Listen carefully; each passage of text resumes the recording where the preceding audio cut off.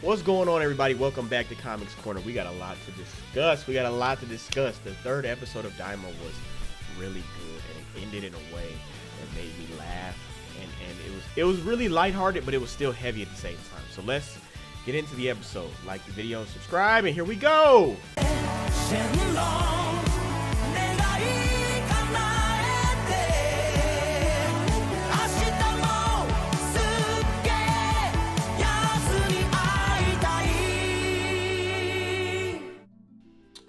So we get a little bit of the lore, right? They used to be able to travel through the demon worlds pretty freely, apparently, according to Supreme Kai.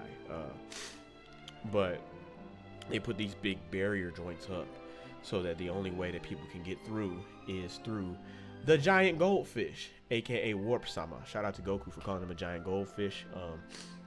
Supreme Kai can turn your ears pointy if he needs to, and that's crazy to me. But, you know,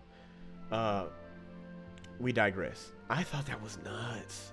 Also, I was trying to figure out the pointy ear theory and how it pertained to the Supreme Kai, because he said some beings that have pointy ears come from the demon world, but not all, right? So I was thinking that he might have been an exception, even though his brother Degas is down there, which Audience is his sister if Degas is his brother.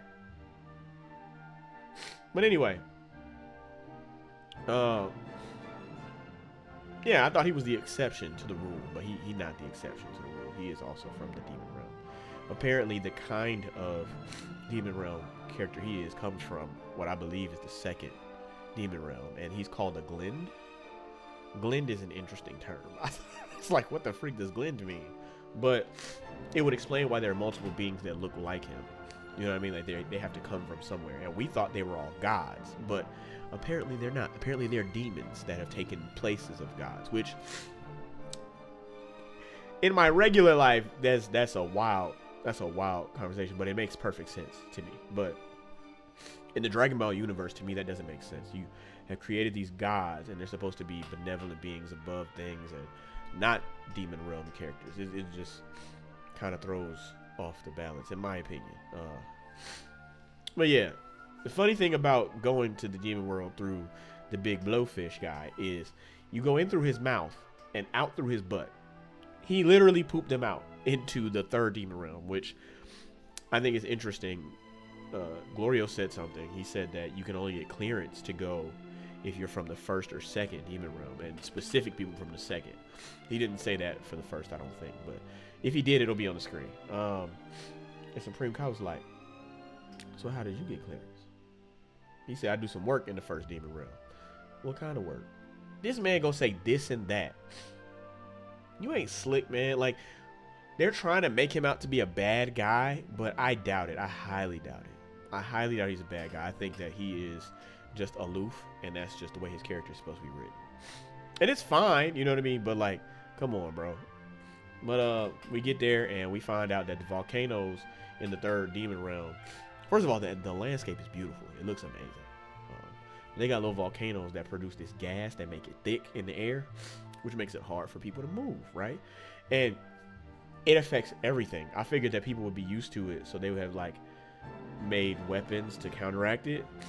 So when the guys come out of nowhere, the little Unga Chunga guys come out of nowhere and they attack Goku with bows and arrows, I'm expecting the bows and arrows to rip through the air, and Goku gotta like, oh god, I'm a little slow because of the air, but they go slow too. And it just, I think that was intentional to showcase that Goku isn't quite used to it and give him something else to overcome during that episode. It was good stuff. I think it was all good. I don't have a sour point in this whole episode, but my boy Glorio in that same fight, he showed y'all that he keep that thing on him. You know what I'm saying? He said, hold on now, let me show you something. Let me look. Goku, can you use your ki to get through it? What the heck? He pulled the Glock. So that happens, and then they get ready to go, and they got a rest, I guess. So they go to this inn, and Glorio has to barter his way into the inn, which I think is crazy. Like, he has to like extort the guy almost, right? Like, because the guy tried to extort him, and he was like, gang, I keep that thing on me. And he was like, oh, my bad. Did I say 30,000? I meant 5. That's crazy, right? Like, you could see that they showcase this particular area as like the hood, like Glorio from the hood, in my opinion, right? This part is just normal breakdown stuff because I really enjoyed this part. The bar fight, the scene in the bar. Goku beat all them up while eating his burgers at the same time. But we got a glimpse of Glorio's fighting, and it was fire. It was dope. But I wonder how strong he is in comparison to Goku. Like, what can he really do? That's what I want to know. But yeah, Goku beat them all, and he started to get used to his little body and all this other stuff. But by the end of the episode, they stole Glorio's car out of his parking spot, and I thought it was hilarious. That is, you know what I mean? So I think they did a lot for this episode. They did a lot of helping us to understand where we are. We got 3 different demon realms.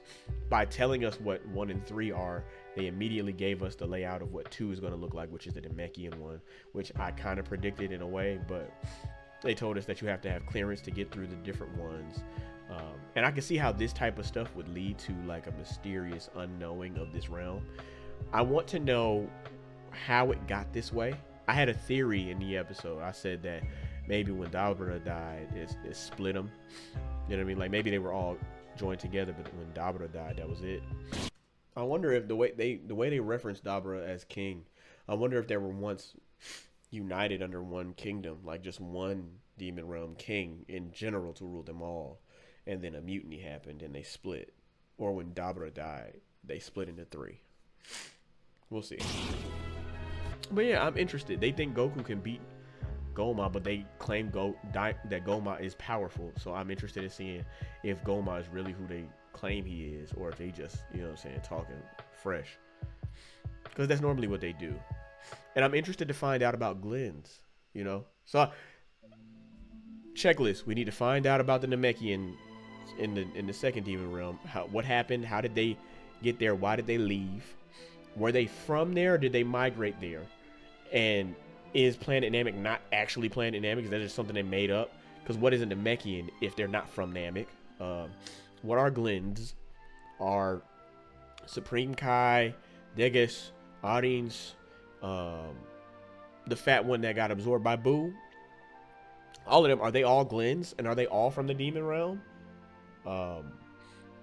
Even to go as far as some of the Kai, like King Kai, is he from the demon realm? Kaioshin? All of them, are they all from the demon realm? That's interesting. That's stuff that we need to know. What's the drawback with the Dragon Balls in the demon realm? I need to know that. Right.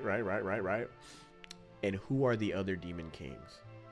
Those are all questions that I have for Daima, and I hope that I get my answer in the next few episodes. But the next episode is called Chatty, and it looked like the girl with the mask on is going to be in it.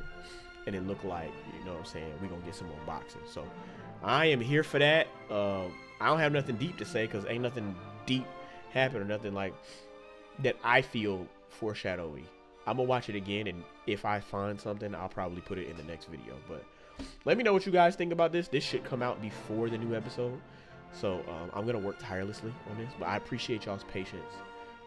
I love you all for supporting me, and we'll see you guys in the next one. It's Comics Corner, and we love Dragon Ball Daima. We out of here.